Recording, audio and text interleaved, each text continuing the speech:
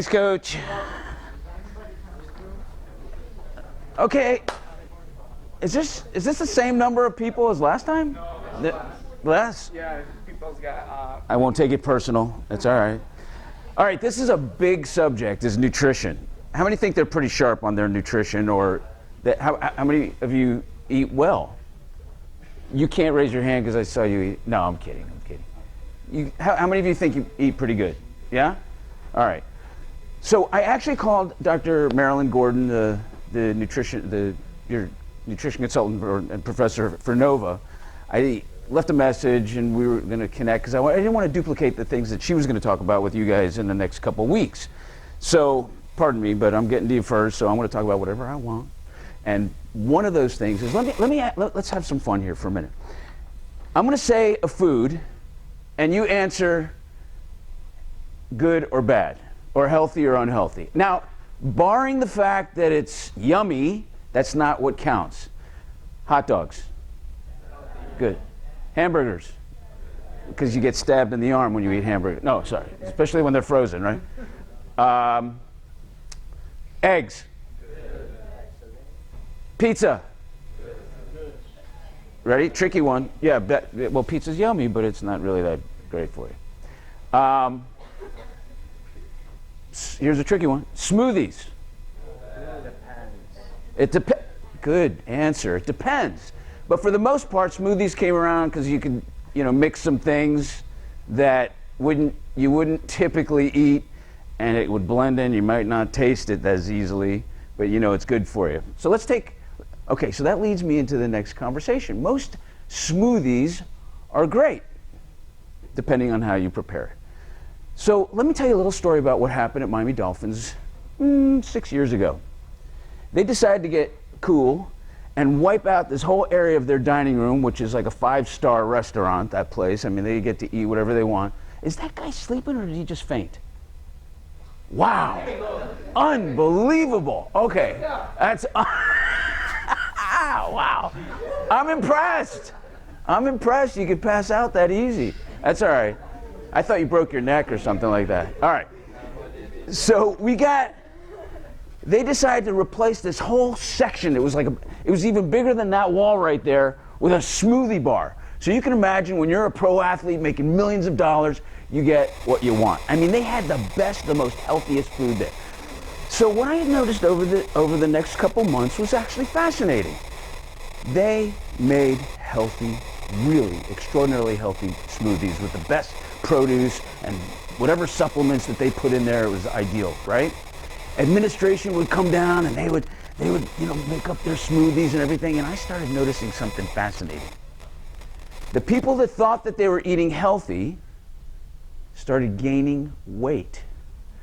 And I said, so suddenly after about a month or two, some of the administration the smoothie bar wasn't as popular. And I asked, so what happened? How come you guys don't come out here? And because we gained like 5 and 10 pounds over a 2-month period. And I knew that was going to happen. You know why? Because if you can't eat it all on a plate, how do you think you should be drinking the whole thing?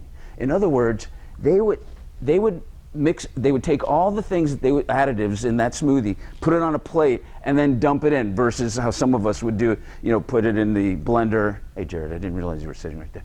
And put it in a blender one at a time, because that's kind of deceiving.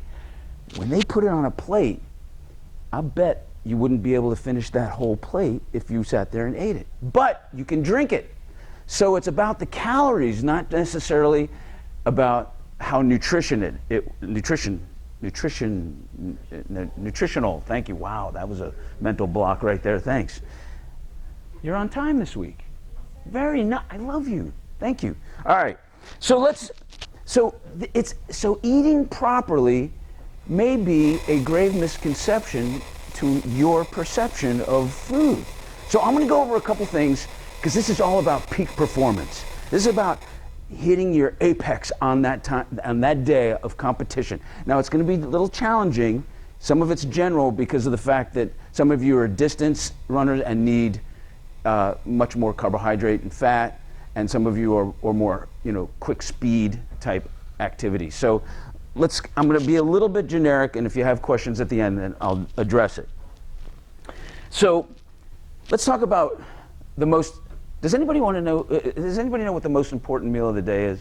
Take a shot at it. Who said breakfast?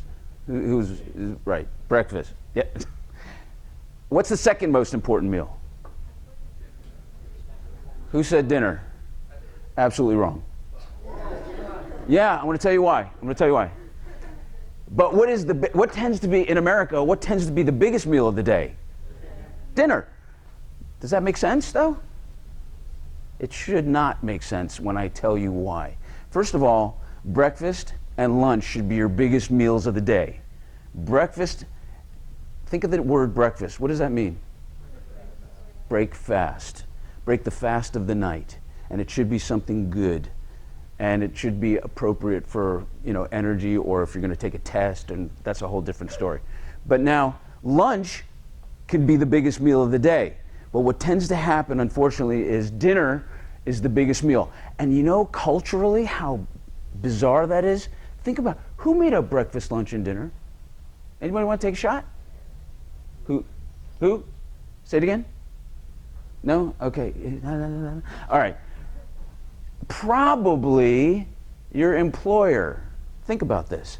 When you went, before the cave, after caveman and all that, Cro-Magnon man was very adept in grazing. They would hunt to kill and eat and save it and then eat. There was no such thing as breakfast, lunch, and dinner. They would eat during the day at different times of the day. When people became employed, what would your employer say? Eat before you come to work and eat after. I'm going to give you an hour, and we're going to call it lunch, right? So if you think about it, what ended up happening culturally is that we ended up eating these monster meals with the family at the end of the day. And why is that the worst time to eat a big old meal? Is because why? Your body starts to slow down, things start to slow down, and you got this shunt of blood from your brain to your belly to digest food. And then what do you do next? You kind of make a sprint over to the couch, and the rest of the evening all you're doing is exercising your thumb with the remote, watching TV obviously, or maybe on your texting. But my point is, your brain should have all sorts of blood flow to your brain by the time you go to bed, and that's not what happens. It's in your belly digesting food, and it is so important for athletes to be healing at night. When you're at rest, zero gravity, healing at night, relaxed, and instead all the blood is in your belly digesting, and you wake up what? Tired and sore maybe, or sluggish, or puffy eyes, or bloated stomach, whatever it might be. Because all that blood that should be bathing your brain in dreams and in hormone exchanges and neurochemical exchanges is down here digesting food. So, what should dinner look like? I'm going to work back. Well, I'm not going to work backwards, but let's start from dinner. Dinner should be a small, readily digestible meal of maybe protein about the size of your hand, and then some carbs being something readily digestible like what? A salad, steamed vegetables, easy on the oils and things like that, so you can digest well. And the best thing you could do is go to bed with an empty stomach so you can heal better and wake up sharp in the morning. So let's go to how many of those don't really eat breakfast in the morning? Yeah, that's you. Doc, you really don't eat breakfast? That's my chiropractic intern, and I've been finding out more about the bad habits. So anyway, point is that some of you eat such a big meal at dinner time, and you're digesting, you wake up, you don't feel like eating breakfast, but that should be the food that starts your day. So ideally, breakfast should be a good meal. Yeah? What if you have practice at 6 in the morning and you can't eat until like 8, 8:30? Well, are you hungry what time do you wake up? I'm usually hungry after, so that's when I usually eat, but would it benefit to eat before, you think? Well, and that's okay, I wake up at 3:30 every morning, I go walk my dog at 4, I'm in the gym by 5, and that's been my life. It sounds great, but I'm worthless by 9 o'clock, can't string 2 words together. So my point being is that you're studying till late. What time do you go to bed? Ideally, like at least 10. At least 10, and you wake up at? 5. 5, and you are expected to do some sort of activity at? 6. So typically, and I've been through all transitions, when I was younger, I would actually have some sort of food that would satisfy me and digest. Typically, peanut butter is one, or any of the nut butters are fantastic because they're slow to digest. The proteins are good, but there's also some carbs and good fats for energy. What's your sport? Yeah, that'd be ideal. So a bunch of scoops of a nut butter of some type. And I would not have the same, I'm going to get into that in just a minute, but I would rotate. I would get like almond butter, maybe peanut butter. There's sunflower butter. There's all sorts of different nut butters now that you can rotate and not get bored, but also there's a food sensitivity thing that goes on when you eat the same thing every single day. Then you do your activity and then have your regular breakfast. All right, great question actually. Anybody have any similar questions regarding that? Because I want to make sure I address you particularly clearly. Okay, so breakfast, and then has anybody ever heard about 5 meals a day? Is that ideal way to go? Now, I'm not talking 5 big old meals. I'm talking about your breakfast, lunch, and dinner, and mid-morning snack and mid-afternoon snack. And this is how you conquer that monster meal at the end of the day and not have that. Is if you give yourself fuel throughout the day, you will be able to not be so starving by the end of the day.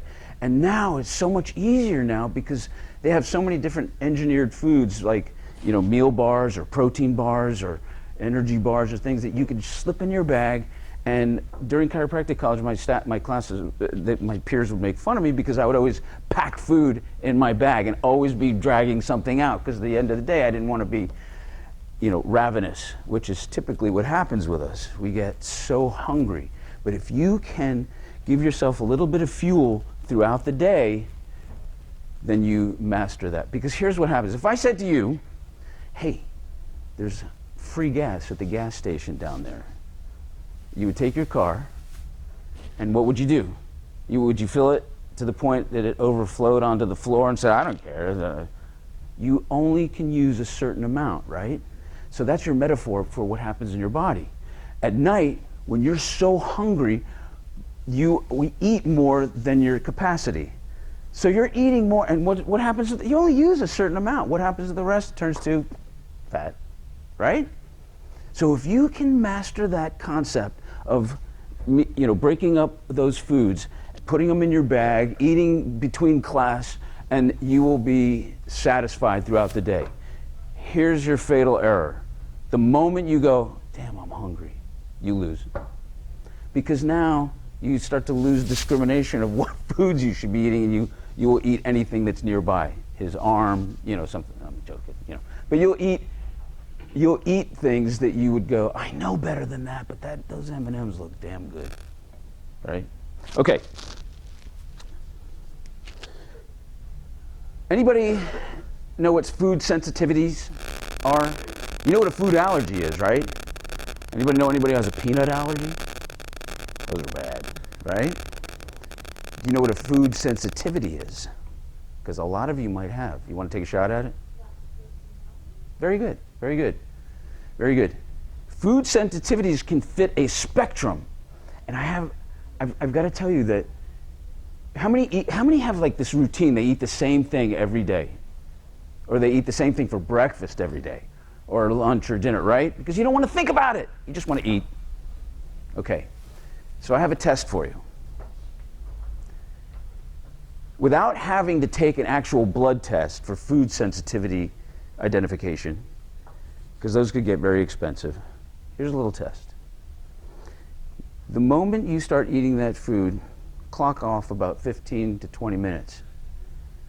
If in 15 to 20 minutes you start doing this, scratching your eye waters, you start clearing your throat a lot, start itching, you may have a food sensitivity, maybe. Now the problem is you don't know what it is. You have to use process of elimination. So here's what happens with a food sensitivity. You ever hear of leaky gut? I bet you a bunch of you haven't. How about this? How many of you eat and you feel bloated afterwards? How many of you eat and feel bloated for the next 3-4 hours afterwards? Or the next morning you wake up and you go, man, I'm not having my period, but I don't know why I'm so bloated. Guys excluded that from that one, although sometimes we act like we're on our period. That is sometimes a food sensitivity, and your body is not digesting. Here's what happens, it's an interesting phenomenon that happens in the body. You eat the same thing every day.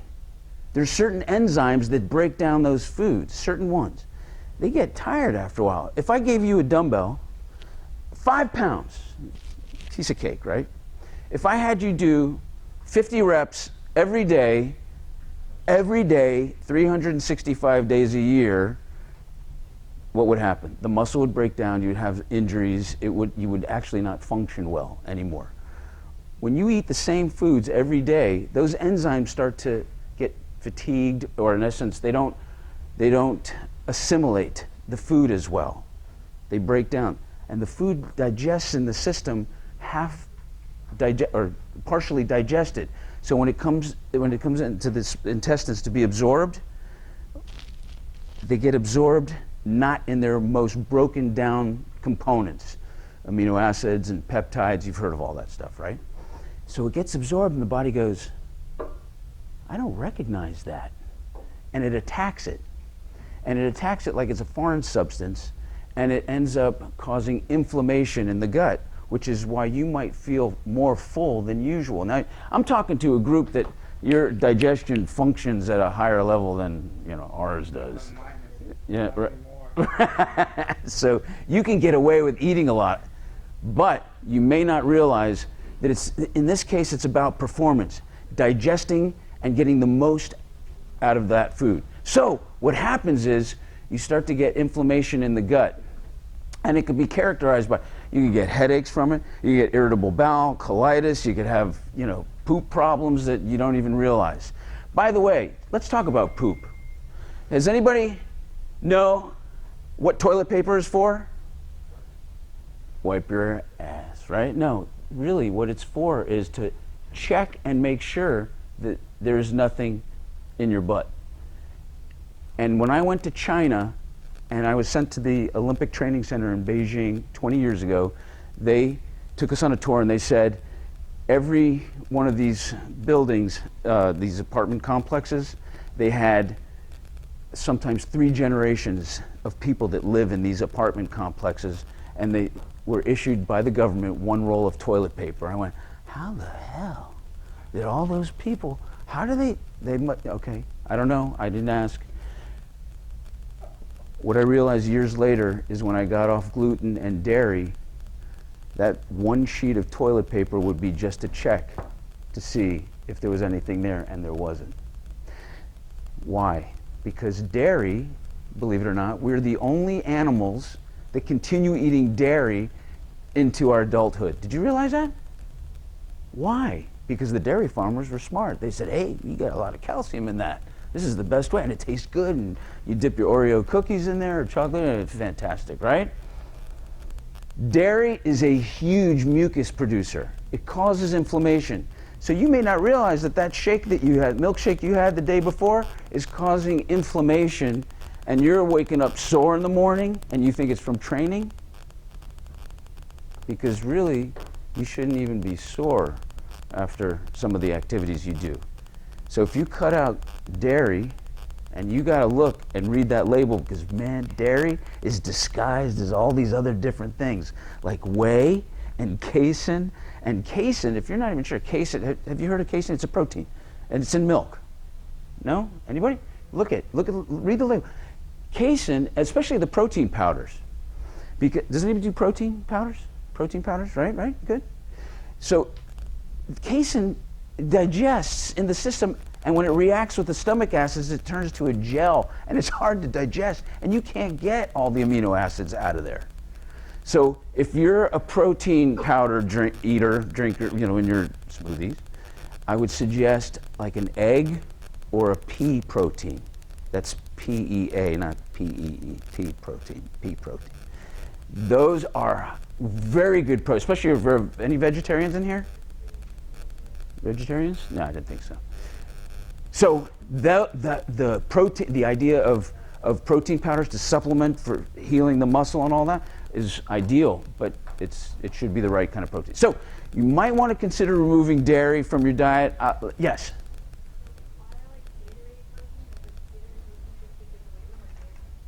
Why are they what? Yeah. Who said it? Bingo. Say it again.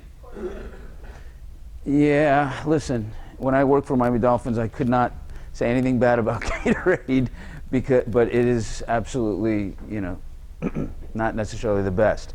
But if you're like a McDonald's, Burger King eater, it's a step up. But you're not. Yeah, it's actually not the high quality.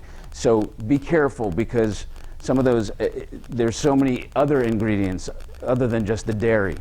But if you could find a way to, I promise you this, if you can find a way to somehow be conscientious and remove dairy and gluten, and I have a lot of other suggestions, but we're going to run out of time, and you would find your performance, actually, first of all, that little body fat that you might have on you, gone, your energy through the roof, hit the ground running, idea of limiting your dinner but increasing the amount of calories in your breakfast and lunch, and do a mid-morning and mid-afternoon snack, you could be rock solid.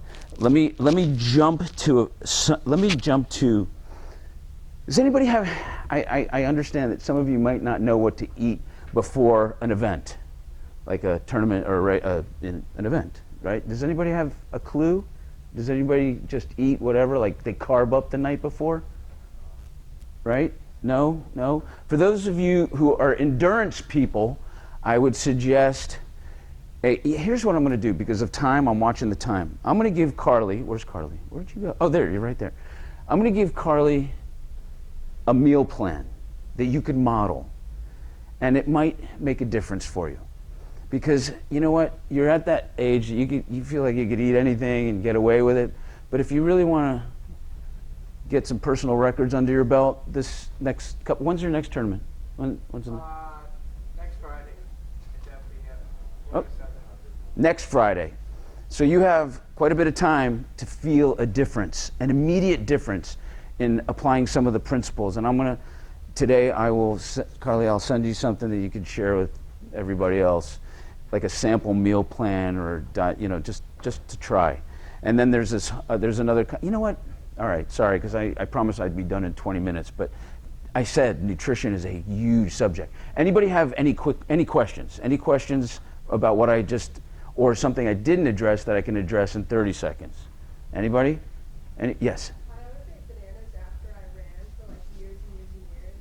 And then one day I saw someone eating a banana before they ran, and I was like, doesn't that give you cramps? So I'm wondering, eating a banana, all that potassium, does that give you cramps before a run? How long before? 30 Maybe. minutes. Because you know what? Believe it or not, a bagel or even a gluten-free bagel would be a little more digestible, is not as much potassium in it before. You might want to try that for a carbohydrate 30 minutes beforehand. I will actually give Carly a sample of what you could do 30 minutes beforehand. Especially, Like granola and honey. what's that? I usually have things like granola, organic honey, peanut butter, Right beforehand? like 15, 20 minutes before. Wow, that's pretty good if you could do that. The only thing is that to be careful of is oils. Foods that have even omega-3s, good fatty acids and things, you should have later in the day, because those are very important for healing. Your omega-3s are huge, but if you're going to have fried foods, that could actually provoke a lot of the soreness that you feel that would ultimately turn into injuries. But good question. But see, it's very particular for each one of you. So any other quick questions? Anybody want to take a shot at something else? Okay.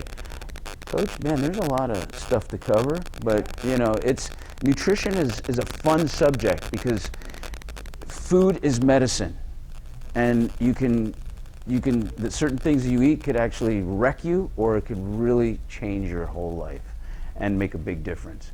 And especially what we want to do here is accumulate some personal records, right? And really run at peak performance levels. So that fuel, I mean, think about it. If you had a Ferrari, what would you put in? The best gas in the world, right? Well, here we are. We are Ferraris of the business, or Maseratis, or whatever you want. All right. Thank you. If you have any questions, I'm going to be back there if you have any other questions. Next week, though, I will tell you this. This is one of my most fun times. It's secrets of the game mentally, and some of the things I'll share with you to help keep you motivated, focused, win or lose, to keep you on top. All right. Thank you. Thank you very much. Oh, my pleasure.